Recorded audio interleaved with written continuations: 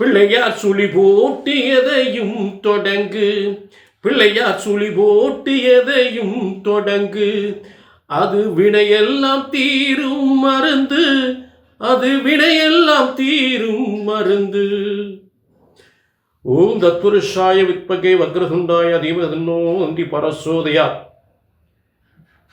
எல்லாரும் சீரும் சிறப்புமுடன் சகல யோகங்களும் சகல செல்வங்களும் அந்த இறைவனர்களால் பெற்று சிறந்த வாழ்க்கை வாழ வேண்டும்.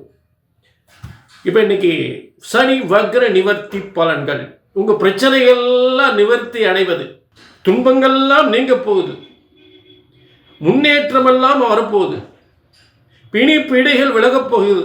இப்ப இந்த கார்த்திகை மாதத்தில் சனி வக்ரமாவது கார்த்திகை தீபம் கொண்டாடும் பொழுது அந்த முருகப்பெருமானின் அருள், சக்தி வடிவேலன் அந்த தீப திருவிழா, அதாவது சிவபெருமான் பிரம்மனுக்கும் விஷ்ணுக்கும் அக்னியாக அக்னி வடிவம் எடுத்து அவதாரமாக தோன்றியவர். சிவபெருமான் யாருக்கு? பிரம்மனுக்கும் விஷ்ணுக்கும் அக்னி வடிவமாக தோன்றிய அந்த நாள் தான் நாம் அந்த தீபத்தை அக்னி தீபத்திருநாள் கொண்டாடப்படுகிறோம்.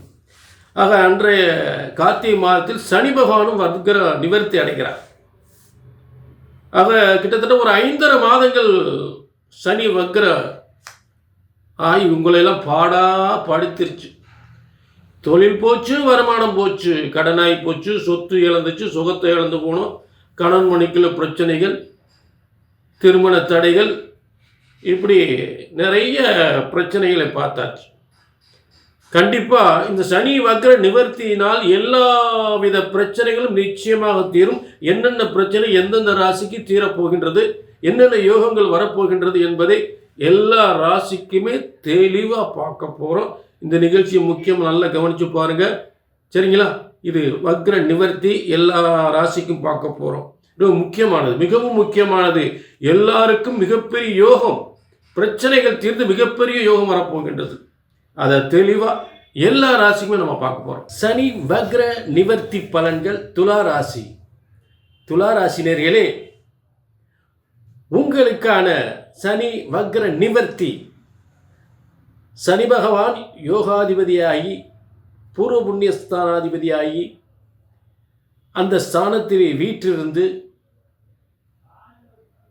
ஆட்சி பெற்று அதில் வக்ரம் பெறும் பொழுது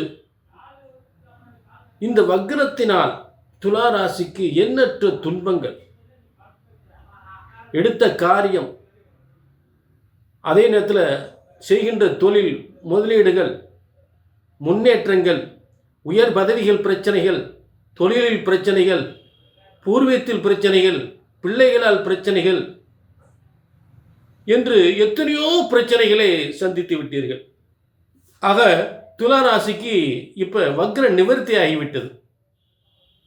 இந்த வக்ர நிவர்த்தி என்பது ஒரு மிகப்பெரிய நிம்மதி. அப்பா பிரச்சனை முடிஞ்சுப்பா. ஆக எல்லா பிரச்சனைகளுக்கும் ஒரு நிவர்த்தி அப்படின்னு சொல்லக்கூடியதான் வக்ர நிவர்த்தி. ஆக உங்கள் துலா ராசியை பொறுத்தளவு ஏற்கனவே அவர் யோகாதிபதி. அப்போ யோகாதிபதி வக்ரம் பெறும் பொழுது அந்த யோகத்தினுடைய வக்ரம் பின்னோக்கி போகக்கூடிய நிலையில் ஏற்பட்டிருக்கிறது. 5 மாதங்கள் வக்ரமாக இருந்து மிகப்பெரிய ஒரு வேதனை சோதனையெல்லாம் அனுபவித்த ஒரு கதையாக இருக்கிறது. என்ன பாடுபட்டால் முன்னுக்கு வர முடியல, என்ன தொழில் பண்ணால் முன்னுக்கு வர முடியல.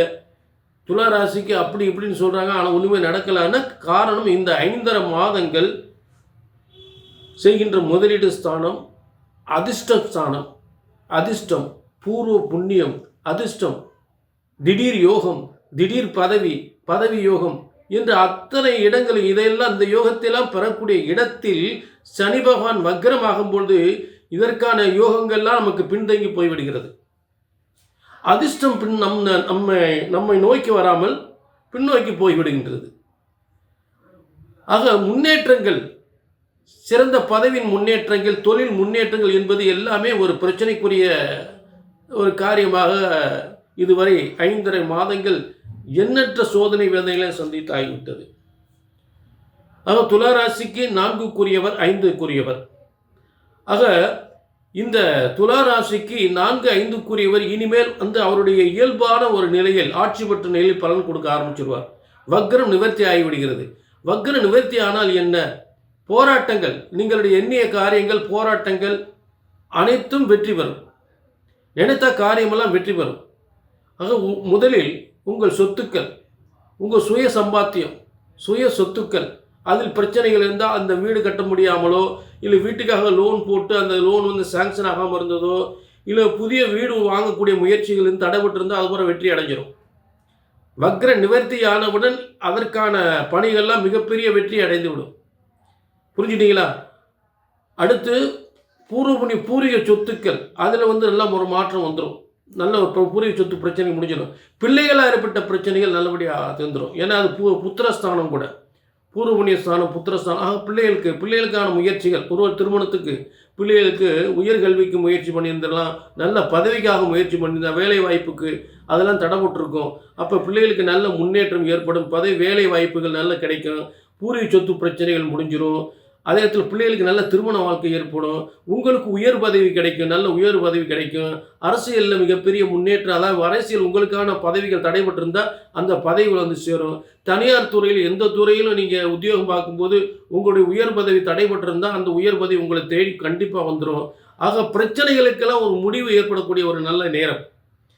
துளாராசியை பொறுத்த வக்ர நிவர்த்தி ஏற்கனவே ஒரு யோகாதிபதியாக இருந்து ஒரு 5 மாதங்கள் அந்த யோகத்தை, அதாவது 4ஆம் அதிபதி கேந்திராதிபதி, அடுத்து 5ஆம் அதிபதி பூர்வ புண்ணிய ஸ்தானாதிபதி, அதிர்ஷ்டக்காரகன் என்று சொல்லக்கூடிய இடத்திலிருந்து அந்த முக்கியமாக வாழ்க்கையில் பெறப்படுகின்ற ஒரு முன்னேற்றமான ஒரு அதிர்ஷ்டத்தை பெற முடியாமல் மிகப்பெரிய முன்னேற்றத்தை அடையக்கூடிய காலத்தை தடை செய்து விட்டது. அப்படிப்பட்ட மிகப்பெரிய முன்னேற்றத்தை மீண்டும் பெறக்கூடியது, மீண்டும் உங்களுக்கு அந்த யோகம் அற்புதமாக அமையப் போகின்றது. அதுதான் வக்ர நிவர்த்தி. வக்ர நிவர்த்தியானவுடன் நீங்கள் நினைத்த காரியங்கள், செய்கின்ற முதலீடுகள், எல்லாவித தொழில்களும், எல்லாவித முன்னேற்றமும் சிறப்பாக அமையும். அதில் எந்தவித மாற்றமே இல்லை. புரிஞ்சுட்டீங்களா? பூர்வீக சொத்து புரிஞ்சு பிள்ளைகளுக்கு நல்ல உத்தியோகம் கிடைச்சிடும், பிள்ளைகளுக்கு நல்ல திருமண வாழ்க்கை கிடைச்சிடும். அதே நேரத்தில் செய்கின்ற தொழில் பல மடங்கு உயரக்கூடிய ஒரு நல்ல யோகம் ஏற்பட்டுவிடும். புரிஞ்சுட்டீங்களா? ஆக வக்ர நிவர்த்தி என்பது நிச்சயமாக மிகப்பெரிய மாற்றத்தை உண்டு பண்ணும். ஆக இது பொது பலன். ஆக உங்களுக்குன்னு ஒரு தனிப்பட்ட பிரச்சனைகள் எதுவாக இருக்கலாம். ஆக உங்களுக்கெல்லாம் சொல்லக்கூடிய விஷயங்கள் ஒன்று தான். இது பிரம்மனால் எழுதப்பட்ட தலையெழுத்து. ஜோதிட சாஸ்திரம் என்பது, அதாவது ஜோதிடர் பொய்க்கலாம், ஜோதிடம் பொய்ப்பதில்லை. ஜோதிடர் பொய்க்கலாம், என் போன்ற ஜோதிடர் நான் சொல்லக்கூடிய தப்பாக போயிடலாம், இல்லை மற்றவங்க சொல்லக்கூடிய தப்பாக போயிடலாம். ஆனால் ஜோதிட சாஸ்திரம், பிரம்மன் தலையெழுத்து, பிரம்மன் நம்ம தலையெழுத்து எழுதியிருக்கார், அவர் போட்ட தலையெழுத்து மாறவே மாறாது, தப்பாது.